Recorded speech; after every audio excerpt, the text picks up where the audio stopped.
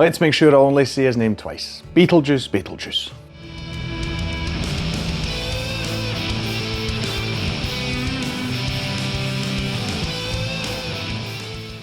Hi, my name's Drew and welcome to another review video on Flying Wiener. I missed Beetlejuice Beetlejuice the first time around when it came out in 2024. Recently popped up on Netflix, so I thought, yes, great, fine. They not only had that, but they also had the original one, and I suddenly figured out that it's actually been a very, very long time since I saw the first Beetlejuice film. So I watched them basically as a as a duo, right, one after the other, and that was a lot of fun, I have to say. That really obviously provided a lot of good context for the second film, especially. Now, I've always liked Beetlejuice. I always thought it was funny, you know. For some reason that got stuck in my child head very, very early on the day. Even have a very funny memory of being at a taekwondo tournament in 2010 and one guy in the Scottish team, while there's a big gala event going on with people, that he would just suddenly from up a balcony would shout all the way down, Dale. That was really funny, that. Anyway, never mind. That's a very, very weird tangent. But yes, I really enjoyed Beetlejuice, the very first one, just to give that context. I liked it as a kid. I mean, it's weird, it was so wonderful, it's wacky, gothic comedy, horror, whatever you want to call it. And Beetlejuice himself. This is actually weird because this is the first time I saw it in English. I used to watch it in German because that's all we had on television. So that was a bit weird seeing it in English, but I enjoyed it very much, and I can see that, while I can't really remember the German performance of Michael Keaton, it probably won't come close to the original, so I was very happy to see that. But we are here to talk about the second part, Beetlejuice Beetlejuice. Like I say, it came out 2024, so it's like, what? I haven't even looked up when the original Beetlejuice came out. It was like nearly 40 years ago, something like that, or was it 1986? I don't know. Well, it would have been 84. Sorry for it to be 40 years when it came out. Never mind. A long time anyway. And I think it's really a lot of fun and wonderful that all of these people come together again to make the film. Now, obviously, usually we have to talk about the plot, so let's do that. So we are focused on the same people, really.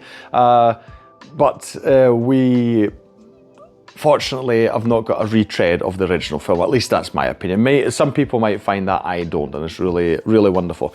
So if you do remember the then daughter of the family, played by Wiener Ryder, she's obviously now grown up. She can see dead people. And so funnily enough, she's turned this into a career. So she's got this typical TV show where she talks to dead people. She's got a husband, they've got a kid. She is played by Jenna Ortega. And we've also got Catherine O'Hara still there as a stepmother. The dad unfortunately died. So that's one of the main points of the story. So it's about his funeral. Right, it's about his funeral that's taking place. The whole family's coming together. They go back to that house that we know from the very first Beetlejuice film, and they're sort of trying to figure themselves out. So you've got the mother-daughter duo, who is funny because we saw her as the daughter. Now Wiener Ryder plays the mother. You know, they can't quite get along with each other because well, the main point is slightly spoilery, but I suppose you find out rather early in the story. The father of the daughter dies, and the daughter is angry at the mother because, well, she can talk to the dead, but she won't talk to her dad. And she says, well, she can't actually see her dad. She doesn't know why. Anyway, that's the one thing. So they're trying to figure out their whole relationship. You've got Catherine O'Hara as a still wacky stepmom, you know, artisty person who's just a bit very weird and out there, still doing all that stuff wonderfully. And you've got Beetlejuice coming into the fold again as well. For his side of the story, it turns out that, well, he still wants to find a way to come into the real world and marry a living person. Not only that, but he's got his own little thing going on where his, I'll call it bride from like over 600 years ago, they sort of died together during the Black Death in Europe, seemingly. She is coming back to get him, right? I'll just leave it at that. I won't tell you many more details. Yeah, I think that'll do for now. So that's the basic gist of it. So we've got the family trying to get along with each other, find a way forward after a very tragic death in the family. And you've got Beetlejuice coming into the fold, complicating things, messing things up. That's as much as I'll say. As far as the story itself is concerned, I was pleasantly surprised because it would be easy to just have a sort of retread of the first film, where it's just about people moving in and you're trying to, the ghosts are trying to get rid of the new residents or something like that. It would have been very simple to just do that. I feel that's a very natural progression of the story. I find it interesting that now we've got a generation later and we're moving on from the things that were in the first film. So I think it's fun that that the daughter developed into this sort of, I'll call it like a psychic, but talking to dead and turning that into a TV show, and you can see that she's got her own trauma and problems still from all of these things. None of them are perfect, I just find a lot of fun. We still get, and I'm really happy about that, a lot of the underworld, of whatever you want to call it, the life after death stuff, maybe even more than in the first film, because that is, to me, one of the most fun aspects of it. You've got all this lore and mythology going on about, what the life after death looks like in this very specific way. And it's just a lot of fun to me. I love how they expand the world. We get a lot of different concepts, like a soul train that takes you into the actual afterlife, stuff like that. It all works out quite well. I feel you've got, I didn't check, I didn't have my watch out to check the time, etc. But I feel that Michael Keaton's Beetlejuice is a lot more present in this film, which I think is good, because rewatching the first one, I was like, he's actually not in it that much. He's obviously got very noticeable moments, very memorable moments, but he doesn't have that much screen time. I feel that he's got more screen time here, which I'm actually happy about, because it is a really fun character. I read up that Tim Burton and Michael Keaton, they were very determined to keep Beetlejuice as a sort of non-PC character, as in he does say wrong things or inappropriate things, etc, etc. But I think it fits it really well. Just the whole film itself, that way as well, feels like a natural continuation of the original, because it feels like a film we don't really get nowadays. A comedy where many people would, I don't know, turn their noses up at it and go, "Ooh, no, we're not like this anymore today." But seeing how successful the film was, it shows you that people now are still very much up for these kind of things that feel very, very wrong. Making fun of death and just so many other things. I think it was a very fun ride. Michael Keaton, absolutely brilliant as Beetlejuice. That voice and everything he does, just absolutely perfect. Not just that, the film's got quite a big budget compared to the original, of course, and what I do like is we have got CGI in here. Obviously people will be making things with CGI.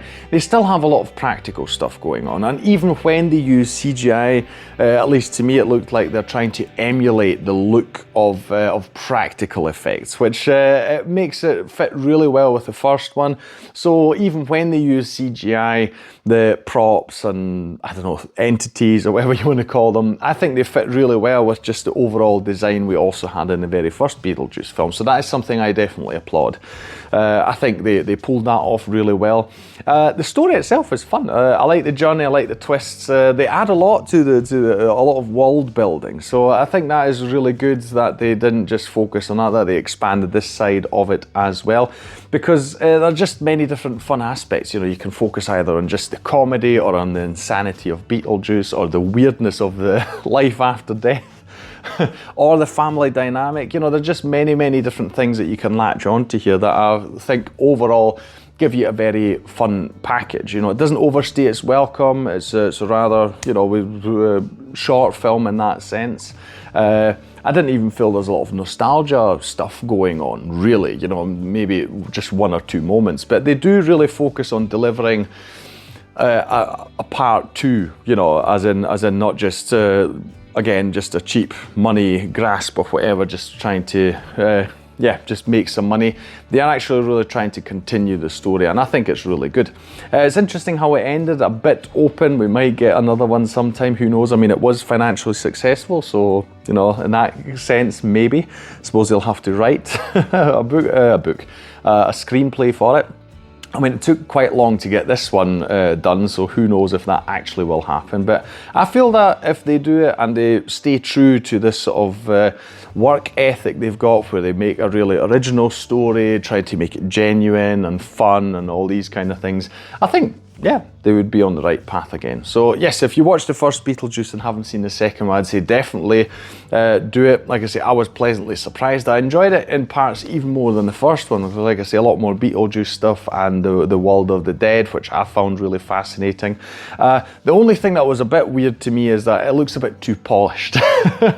Now obviously there's a lot of production value in it, and it just, I don't know, there was something missing, a bit of graininess or so, you know, to give it a bit more of that gothic horror vibe. It just looked all a bit too pristine. The photography itself, yeah, for my likings, that was something that I definitely noticed. I was like, just make it look a bit muddier, you know, a bit more grainy or so. Just give it a bit more of a horror aspect, feel to aesthetic, whatever you want to call it. You know, that's the only real thing that I would say for a further one. So make it look a bit grimier again. Anyway, that'll be all from me today. If you enjoyed this video, please like, share and subscribe. It is the best way to support this channel. Leave a comment down below about anything you want to say about Beetlejuice or Beetlejuice. That was 3. Hopefully he's not going to appear. He wouldn't want to marry me anyway. Anything you want to say, put it down in the comments below. I'll thank you for watching this video, and I'll see you in the next one on Flying Wiener. Take care.